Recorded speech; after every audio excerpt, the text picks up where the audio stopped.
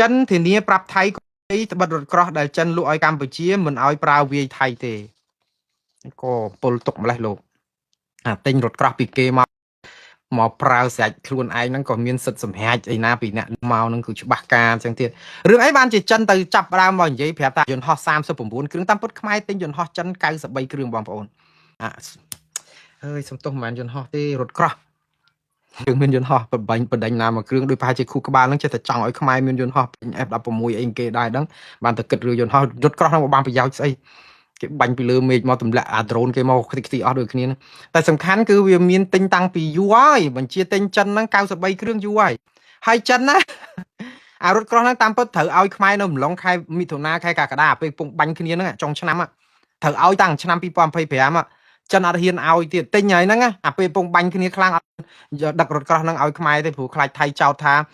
ជួយដឹករថឲ្យខ្មែរទិញយូរហើយក៏មិនទាន់បានដឹកវាមិនទាន់គ្រប់ចំនួនឬក៏ផលិតទាន់អីចឹងណាដល់ពេលហើយមកទៅដឹកក្រោយហ្នឹងទៅប្រហែលខែមុននេះដឹកមកបានតែ39គ្រឿងសិនឯនៅសល់ប្រហែលទៀត93គ្រឿង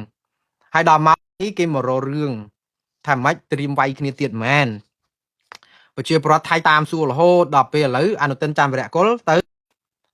ចិនទៅសៀងហៃមួយលោកម៉ាណែតអីលោកមកដល់ទៅខ្មែរវិញអនុទិនអីហ្នឹងក៏វិលមកវិញដែរទៅគេហៅស្អីសន្និសិទបច្ចេកវិទ្យាសិប្បនិម្មិត AI អីនៅចិនណ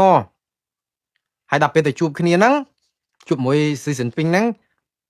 ថៃគេសួរអនុទិនហ្នឹងក៏សួរស៊ីស៊ីនពីងជំនួសឲ្យប្រជាពលរដ្ឋថៃដែលចេះបារម្ភថារថក្រោះដែលឃើញដឹកទៅខ្មែរថ្ងៃមុន39គ្រឿងហ្នឹងយកទៅធ្វើអីអាហ្នឹងយកមកវាយថៃមែនចិនគេឆ្លើយគេថាអត់ទេ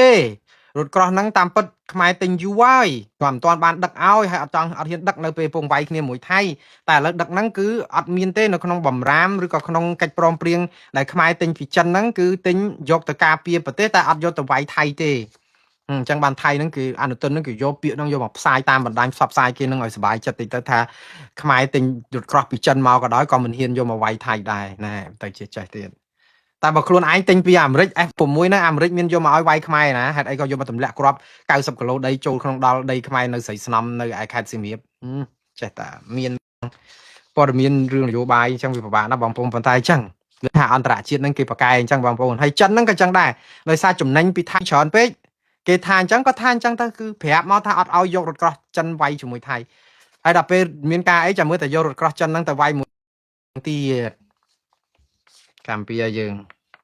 នៅចែកតែពីរឿងអារថក្រោះវាយថៃបានហ្នឹងទៅកុំប្តឹងទៅតុលាការព្រំដែនអន្តរជាតិយុទ្ធសាស្ត្រអន្តរជាតិ